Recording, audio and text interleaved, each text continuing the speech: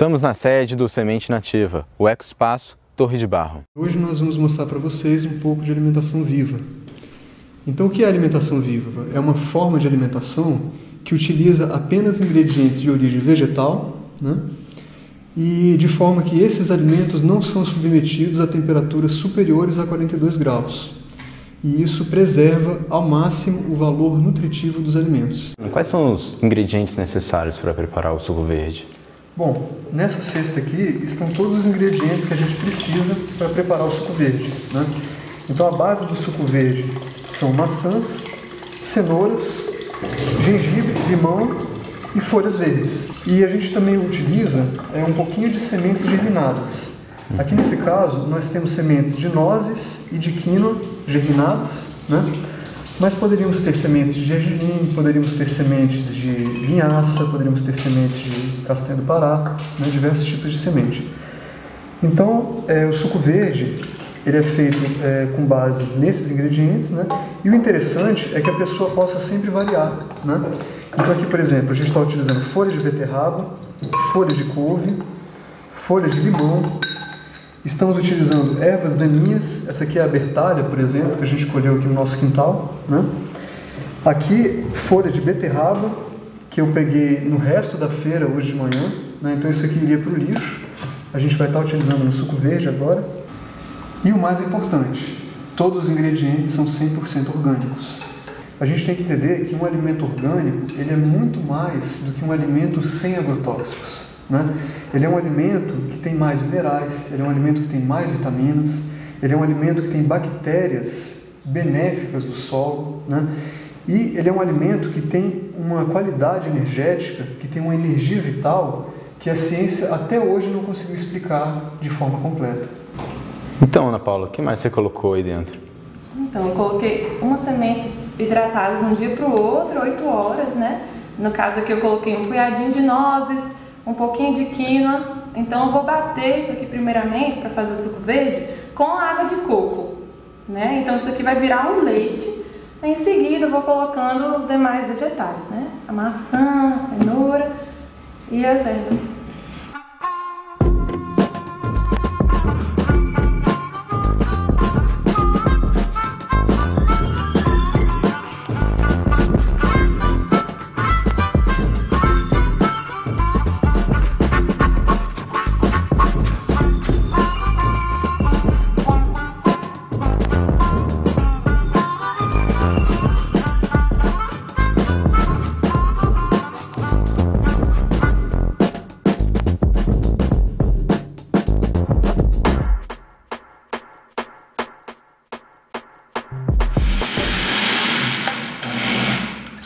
Bom, desligamos o liquidificador. Agora vamos coar na nossa panela. Então a gente está coando o nosso delicioso suco verde, que tem gostinho de maçã, no nosso paninho de voal. Então a gente vai apertando com delicadeza, né? Para não furar o pano. Então esse aqui é o nosso café da manhã. Vivo. Então não fica amargo o suco, né? Então as crianças adoram o suco verde. A minha filha, inclusive, toma todo dia.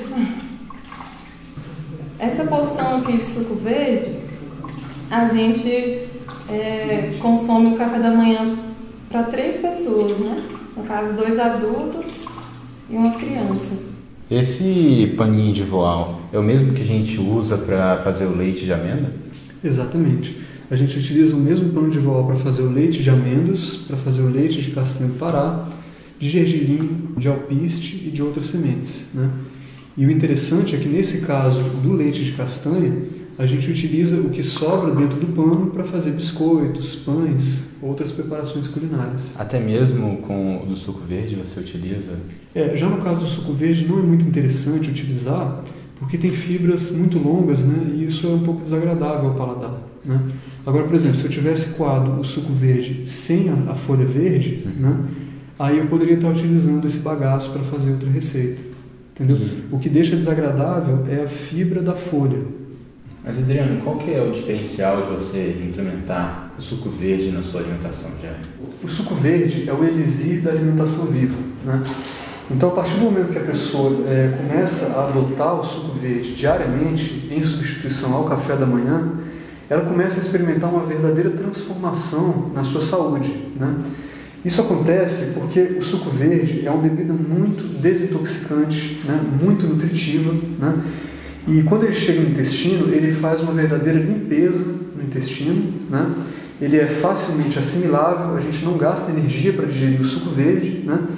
E quando ele chega no sangue, ele faz uma limpeza do sangue, ele chega rapidamente nas células, ele fornece minerais, vitaminas e outras substâncias para as células rapidamente, né? E o que acontece? A pessoa começa a sentir uma verdadeira assim, transformação na saúde dela, né?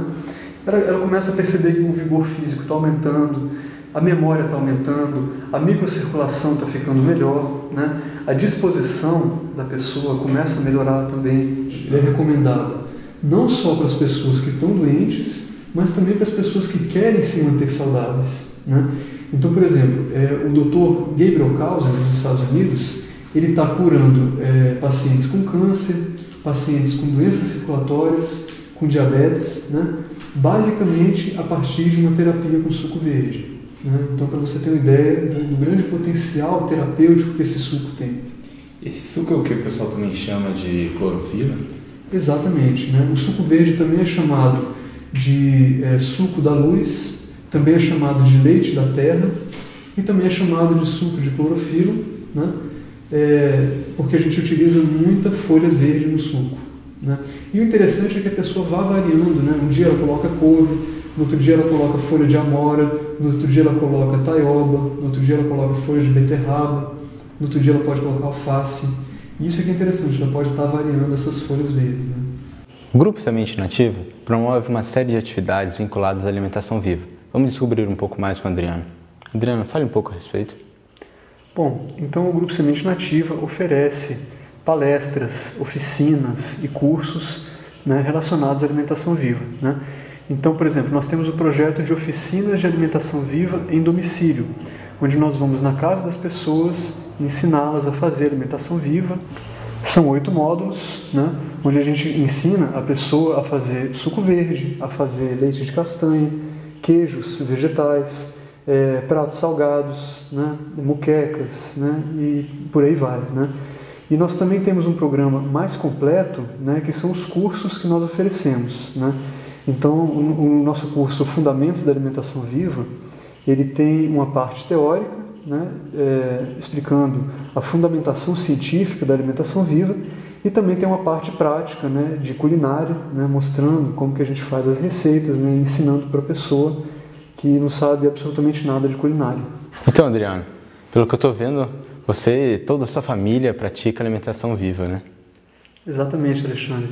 E assim, a maior prova que a gente tem de que a alimentação viva é bastante nutritiva e é apropriada, né, é a Aimee, né, que ela pratica alimentação viva desde que estava na barriga da mamãe, é super saudável, né, é uma criança alegre, feliz, tem quase 1 ano de idade, nunca ficou doente, nunca teve uma cólica. Tem coisa melhor que isso? Então a gente vai fazer um creme de leite com polpa de coco verde e castanha de caju hidratada. Agora a gente pode adicionar a castanha de caju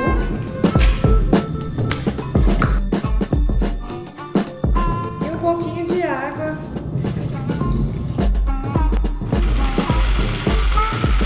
Apenas 2 minutos e ele já está pronto. A gente pode servir como chantilly, as preparações doces. A gente pode colocar no salpicão para substituir o creme de leite convencional, na moqueca, em outras diversas preparações culinárias. Então fica muito saboroso. É o creme de leite vivo. É um super alimento porque tem polpa de coco e castanha de caju hidratada. Então a gente substitui pelo creme de leite convencional, seja o de soja, seja o da vaca, né? Então fica um alimento riquíssimo.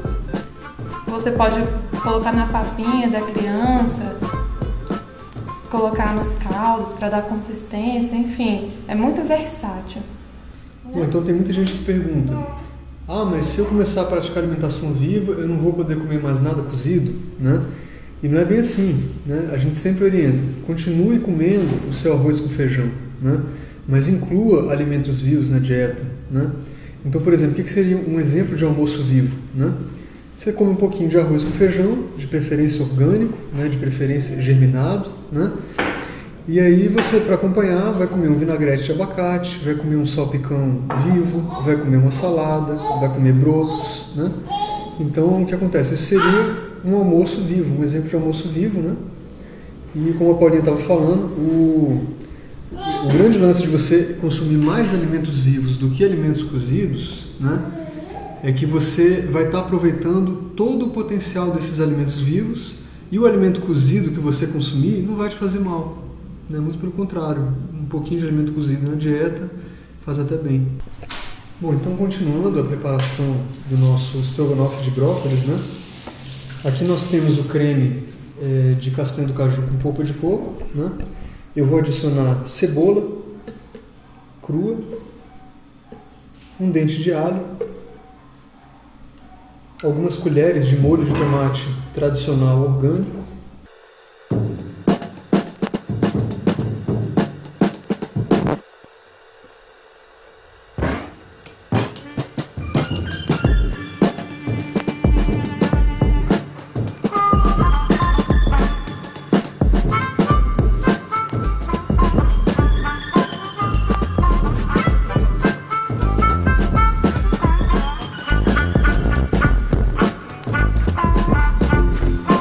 Bom, então tem muita gente que acha que uma pessoa que pratica alimentação viva só come pratos frios, né?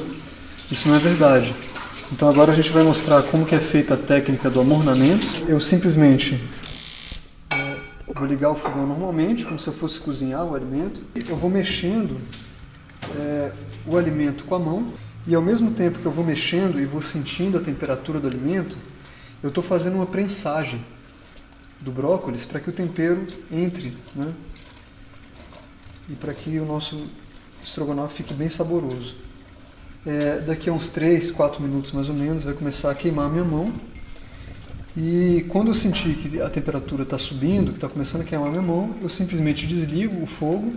Estou começando a sentir o calor na minha mão, mas ainda não está queimando. Agora a gente vai colocar um pouquinho de tomate seco, né? Só para dar um saborzinho, né? O brócolis vai cozinhar o suficiente?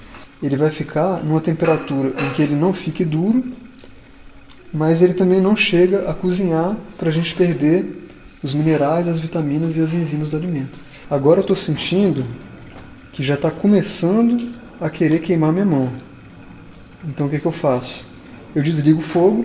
Aqui a gente vai finalizar com a cebolinha. Então a gente entende que a evolução humana, ela necessariamente passa por uma mudança de hábitos alimentares, né? Então, por exemplo, quando a gente pensa que a maioria das pessoas adota uma dieta industrializada, né, de açúcar, né, cheia de gorduras hidrogenadas e produtos de origem animal, e a gente chega para uma pessoa dessa, né, que nunca viu alimentação viva na vida, e mostra uma refeição 100% viva, 100% crua, então isso é um choque para a pessoa, né? Então a gente sempre trabalha, né, assim, com alimentos cozidos também nos nossos cursos, né? Como por exemplo um arroz com feijão orgânicos, né? E assim, a gente entende que existem várias etapas na alimentação, né? Então, por exemplo, a alimentação vegetariana já é um grande avanço, né? Quando a pessoa retira os derivados de origem animal, o leite, o queijo, por exemplo, os ovos, já é um outro passo, né? Então, quando a pessoa começa a adotar a alimentação viva, já é um outro passo, né? Então, a gente entende que são degraus, né, na evolução, né? E, às vezes, se a gente apresenta o último degrau para uma pessoa, né, ela pode ter um choque, né, e ela pode ter uma sensação de que isso está muito distante da realidade dela, né? E a gente não quer isso. A gente quer que a pessoa mantenha o arroz e o feijão do brasileiro, né? Mas ela inclua alguns alimentos vivos na dieta, né? E é justamente no nosso curso que a gente ensina para as pessoas como fazer isso, como incluir a alimentação viva no dia a dia. Você assistiu o programa Activista Veg. Eu vou encerrar ele aqui da melhor forma possível. Até a próxima.